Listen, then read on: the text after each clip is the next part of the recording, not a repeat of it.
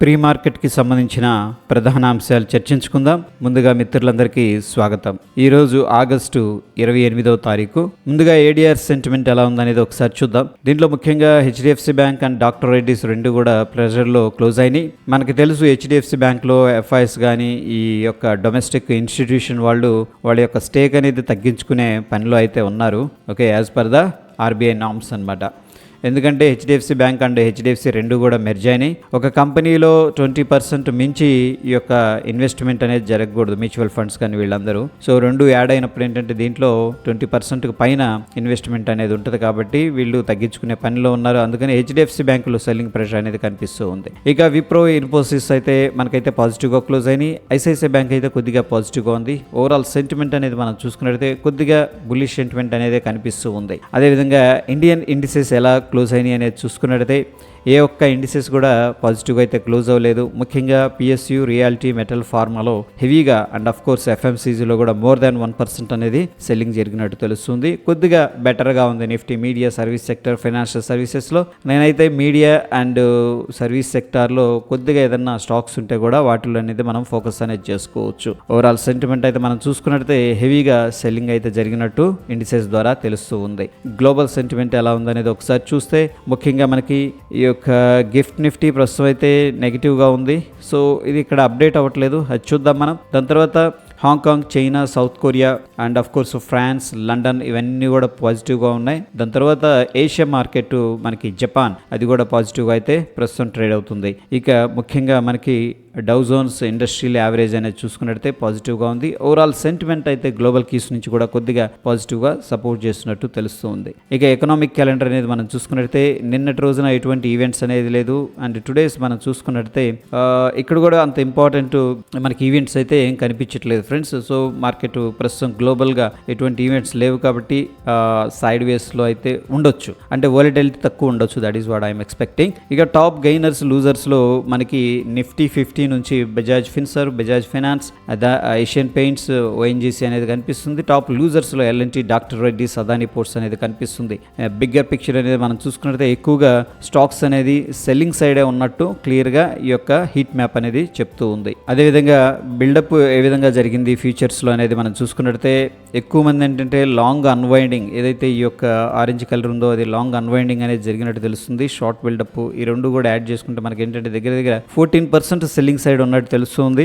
అదేవిధంగా long side వచ్చేసరికి మనకి 3% లాంగ్ సైడ్ కనిపిస్తుంది. ఓవరాల్గా సెల్లింగ్ సైడ్ ఎక్కువగా బిల్డప్ జరిగినట్టు ఈ యొక్క ఫీచర్స్ ఓపెన్ ఇంట్రెస్ట్ అనేది చెప్తూ ఉంది. ఇకపోతే ఇక్కడ మనకి రైజ్ అండ్ డిక్లైన్స్ అనేది చూసుకున్నట్లయితే అడ్వాన్స్ ఏమో 3.24% ఉంది, డిక్లైన్ వచ్చేసరికి 13.5% ఉంది. ఓవరాల్గా మనకి ఏంటంటే అన్చేంజ్డ్ 83% అనేది కనిపిస్తుంది. ఓవరాల్ యాక్టివిటీ అనేది మనం చూసుకున్నట్లయితే ఎక్కువగా సెల్లింగ్ సైడ్ ఉన్నట్టు తెలుస్తూ ఉంది. ఇక బ్యాన్ లిస్ట్లో ఉన్న స్టాక్స్ ఇవి. వీటిలో మనం ఏంటంటే ఫ్యూచర్ అండ్ ఆప్షన్స్ ట్రేడ్ అనేది చేయకూడదు ఫ్రెండ్స్. రీసెంట్గా ఏంటంటే మనకి ఎస్కాట్, సన్ టీవీ అనేది కూడా యాడ్ అయింది బ్యాన్ లిస్ట్లో. అండ్ ప్రీవియస్గా ఉన్న delta Corp, GNFC, India bulls housing finance, Metropolis, PNB ఇవన్నీ బ్యాన్ లిస్ట్ నుంచి బయటకు రావడం అనేది జరిగింది. వీటిల్లో మనం బయటకు వచ్చినాయి కాబట్టి ఫ్యూచర్ అండ్ ఆప్షన్స్లో ట్రేడ్ చేసుకోవచ్చు. ఇక ఎఫ్ఐఎస్, డిఐఎస్ ప్రొప్రైటరీ డేటా అనేది మనం చూసుకున్నట్లయితే ఫ్యూచర్ అండ్ ఆప్షన్స్ డేటా ఇక్కడ ఎఫ్ఐఎస్ అయితే షార్ట్ పొజిషన్ బిల్డప్ చేసినట్టు తెలుస్తుంది. ఒక క్లయింట్ మాత్రమే లాంగ్ పొజిషన్ బిల్డప్ చేశాడు. అండ్ ప్రొప్రైటరీ, డిఐఎస్ అందరూ కూడా ఏంటంటే షార్ట్ బిల్డప్ చేసినట్టు తెలుస్తూ ఉంది. ఇక ఈరోజు ఫ్యూచర్ అండ్ ఆప్షన్స్ సెగ్మెంట్ నుంచి ఎటువంటి స్టాక్ కూడా రిజల్ట్స్ అనేది అనౌన్స్ చేయట్లేదు. ఇక ఇంట్రెస్టింగ్గా మనం చూసుకున్నట్టయితే ఇక్కడ క్యాష్ మార్కెట్లో ప్రీవియస్గా లాస్ట్ 2 days బై అయితే చేశారు ఎఫ్ఐఎస్. బట్ మొన్న ఫ్రైడే చూసుకున్నట్టయితే 4,638 కోట్లు క్యాష్ మార్కెట్లో సెల్ చేసినట్టు తెలుస్తుంది. ఇది వెరీ అగ్రెసివ్ సెల్లింగ్ అని చెప్పేసి చెప్పుకోవచ్చు. అదేవిధంగా డిఐఎస్ విషయానికి వస్తే 1,414 కోట్లు క్యాష్ మార్కెట్లో బై చేసినట్టు తెలుస్తుంది. ఓవరాల్గా మనం చూసుకున్నట్టయితే 3,223 కోట్లు క్యాష్ మార్కెట్లో సెల్ చేసినట్టు తెలుస్తుంది. ఓవరాల్గా క్యాష్ మార్కెట్లో అవుట్ ఫ్లో అనేది కనిపిస్తుంది. ఇది జనరల్గా ఏంటంటే నెగిటివ్ సెంటిమెంట్ అనేది రిప్రజెంట్ చేస్తుంది. ఇక నిఫ్టీలో ఓవరాల్ వ్యూ అనేది ఒకసారి చూద్దాం. ముఖ్యంగా మనం చూసుకున్నట్లయితే ఎక్కువ మంది కాల్స్ సెల్ చేసినట్టు తెలుస్తూ ఉంది. ఈ యొక్క ఆగస్టు 31 ఎక్స్పైరీ. దాని తర్వాత 19,500 స్ట్రాంగ్ రెసిస్టెన్స్ ఉంది, 19,400 స్ట్రాంగ్ రెసిస్టెన్స్ ఉంది, 19,300 కూడా రెసిస్టెన్స్ అయితే కనిపిస్తుంది. బట్ బిగ్గర్ పిక్చర్లో 19,500. అదేవిధంగా మనకి ఇమీడియట్గా స్ట్రాంగ్ సపోర్ట్ వచ్చేసరికి 19,000 దగ్గర కనిపిస్తూ ఉంది. బ్యాంక్ నిఫ్టీ విషయానికి వస్తే అందరూ కూడాను కాల్స్ ఎక్కువగా సెల్ చేసినట్టు తెలుస్తుంది. మనకి 45,000 అనేది స్ట్రాంగ్ రెసిస్టెన్స్ అయితే కనిపిస్తుంది ఫ్రెండ్స్. దాని తర్వాత మనకి స్ట్రాంగ్ సపోర్ట్ వచ్చేసరికి 43,500, కొద్దిగా 44,500 దగ్గర కనిపిస్తుంది. ఓకే, సో ప్రస్తుతం అయితే మనకున్న బిగ్గెస్ట్ టవర్స్ 44,000, 44,500 ఈ రెండు కూడా మనకి ఏంటంటే ఇమీడియట్గా support and resistance levels. Fin Nifty విషయానికి వస్తే దీంట్లో కూడా అందరూ కూడా షార్ట్ సైడ్ పొజిషన్స్ బిల్డప్ చేసినట్టు తెలుస్తుంది. దీంట్లో మేజర్గా ఉన్న రెసిస్టెన్స్ వచ్చేసరికి ఇమీడియట్గా 19,800, మనకున్న ఇమీడియట్ సపోర్ట్ వచ్చేసరికి 19,600. ఇక మిడ్ క్యాప్ విషయానికి వస్తే దీంట్లో కూడా కొద్దిగా కాల్స్ అనేది సెల్ చేశారు, ఎందుకంటే ఫస్ట్ టైం మిడ్ క్యాప్ అనేది కరెక్షన్ అనేది తీసుకుంది. So based on the correction ఏంటంటే కొంతమంది దూరంగా కాల్స్ అనేది సెల్ చేసినట్టు తెలుస్తుంది. ఇమీడియట్గా మనకున్న రెసిస్టెన్స్ 8,800, సపోర్ట్ వచ్చేసరికి 8,625. ఇక మనకి డైలీ టైం ఫ్రేమ్లో విక్స్ అనేది మనం ఒకసారి చెక్ చేసుకున్నట్టయితే చూడండి, మొన్న ఫ్రైడే 3.27%, ఒకనొక టైంలో 4.5% దాకా ఇంక్రీజ్ అనేది అవ్వడం జరిగింది. సో ఫ్రెండ్స్, ఒకవేళ మీరు గన ఆప్షన్ సెల్లర్ అయితే ఈ యొక్క విక్స్ అనేది రైజ్ అవుతున్నప్పుడు వెయిట్ చేయాలి. ఓకే, సో అది ఎంత రైజ్ అవుతుంది ఏందనేది మనం ముందే ప్రెడిక్ట్ అనేది చేయకూడదు. ఒకవేళ రైజ్ అయ్యి కూల్ అవుతుంటే దాన్ని ఏంటంటే మనం ఈ యొక్క ఆప్షన్ సెల్లింగ్ అనేది స్టార్ట్ చేసుకోవచ్చు. బట్ ఈ యొక్క ఇండియా విక్స్ అనేది రైజ్ అవుతుంది అనుకోండి, ఆ టైంలో ఆప్షన్ బయర్కి డెఫినెట్గా బెనిఫిట్ ఉంటుంది. ఒకవేళ మీరు బెనిఫిట్ తీసుకోవాలనుకుంటే ఈ యొక్క విక్స్ని కొంచెం అబ్జర్వ్ చేస్తూ ఉండండి. అండ్ US 30 డౌ జోన్స్ అనేది మనం చూసుకున్నట్టయితే ప్రీవియస్గా ఉన్న రెసిస్టెన్స్ లెవెల్స్ ఇవి. ఆ రెసిస్టెన్స్ లెవెల్ సక్సెస్ఫుల్ బ్రేక్అవుట్, దాని తర్వాత మనకి ఇమీడియట్గా ఒక రెసిస్టెన్స్ అనేది ఫార్మేషన్ జరిగింది. అక్కడి నుంచి కూడా ట్రెండ్ అనేది కన్సాలిడేషన్ తీసుకుని డౌన్ సైడ్ అనేది రావడం జరిగింది. ప్రీవియస్గా ఉన్న రెసిస్టెన్స్ని అయితే సపోర్ట్ లాగా తీసుకుంటుంది ఒక్కొక్కసారి, బట్ ఈ కేసులో ఫెయిల్ అయిందని చెప్పేసి చెప్పుకోవచ్చు. బట్ ఫ్రెండ్స్, మనకి ఇక్కడ ట్రెండ్ లైన్ అనేది డ్రా చేసుకుంటే ఆ యొక్క ట్రెండ్ లైన్ దగ్గర అయితే ప్రస్తుతం సపోర్ట్ అయితే తీసుకున్నట్టు తెలుస్తుంది. అండ్ మోర్ ఓవర్ మనం అబ్జర్వ్ చేస్తే 70 పాయింట్స్ పాజిటివ్గా అయితే ట్రేడ్ అవుతుంది డౌ జోన్స్. ఇక నిఫ్టీ ఫైనాన్స్ 1 అవర్ టైం ఫ్రేమ్లో ఇంపార్టెంట్ లెవెల్స్ అనేది మనం మాట్లాడుకోవాల్సి వస్తే ఫ్రెండ్స్, ఇక్కడ ఇమీడియట్గా ఉన్న రెసిస్టెన్స్ లెవెల్స్ అనేది 19,800, సపోర్ట్ వచ్చేసరికి 19,600. ఓకే, సో ఇన్ బిట్వీన్ ఏంటంటే మార్కెట్ కన్సోలిడేషన్ జరిగి ఇక్కడ చూడండి ఒక యాక్టివిటీ హైయర్ హై యాక్టివిటీ అనేది కనిపిస్తుంది. సో ఒకవేళ మనకి అప్ సైడ్ అనేది బ్రేక్అవుట్ అవ్వాలంటే ఈ యొక్క 19,700 అనేది కన్సోలిడేషన్ తీసుకొని ఈ లెవెల్ అనేది బ్రేక్అవుట్ అయితే కూడా మనకి అక్కడ నుంచి కూడా మళ్ళీ ఫర్దర్గా మొమెంటం అనేది వచ్చే అవకాశం ఉంది. అదేవిధంగా డౌన్ సైడ్ అయితే ఫ్రెండ్స్, ఒకవేళ మనం ఎటువంటి పొజిషన్స్ అనేది క్యారీ చేసుకోవాలన్నా సరే ఈ యొక్క ట్రెండ్ లైన్ అనేది డ్రా చేస్తున్నా చూడండి. ఈ ట్రెండ్ లైన్ అనేది అట్లీస్ట్ బ్రేక్ డౌన్ జరిగిందంటే మనకి ఫర్దర్గా ఈ యొక్క బ్లాక్ లెవెల్ 19,450 లెవెల్స్ అనేది డౌన్ సైడ్ అయితే మనం ఎక్స్పెక్ట్ అయితే చేసుకోవచ్చు. ఇక బ్యాంక్ నిఫ్టీలో అయితే ప్రస్తుతం మనకున్న లెవెల్స్ వచ్చేసరికి 44,500 లెవెల్. ఓకే, అదేవిధంగా డౌన్ సైడ్ 43,800 లెవెల్ ఫ్రెండ్స్.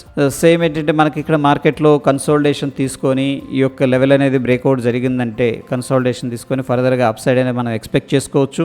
లేదంటే కూడా ఇక్కడ ఒక ట్రెండ్ లైన్ అనేది డ్రా చేస్తున్నాను, ఇది షార్ట్ టర్మ్ కోసం. ఇది ఈ ట్రెండ్ లైన్ కానీ డౌన్ సైడ్ అనేది బ్రేక్ డౌన్ జరిగితే మనకి ఫర్దర్గా డౌన్ సైడ్ అనేది పాసిబిలిటీ అయితే ఉంటుంది. ఇక నిఫ్టీలో మనం చూసుకున్నట్టయితే ప్రీవియస్గా రెసిస్టెన్స్ లెవెల్ అనేది అడ్జస్ట్ చేయడం అనేది ట్రెండ్ లైన్ అనేది అడ్జస్ట్ చేయడం అనేది జరిగింది. సో ప్రస్తుతానికి మనకున్న లెవెల్స్ ఇవి. ఈ లెవెల్ దగ్గర ఏంటంటే మనకి 19,244 దగ్గర కొద్ది కన్సోలిడేషన్ అయితే తీసుకుంటుంది. అండ్ 19,375 అనేది మనకి గ్యాప్ లెవెల్ అనమాట. ఈ లెవెల్ అనేది అబ్జర్వ్ చేయండి.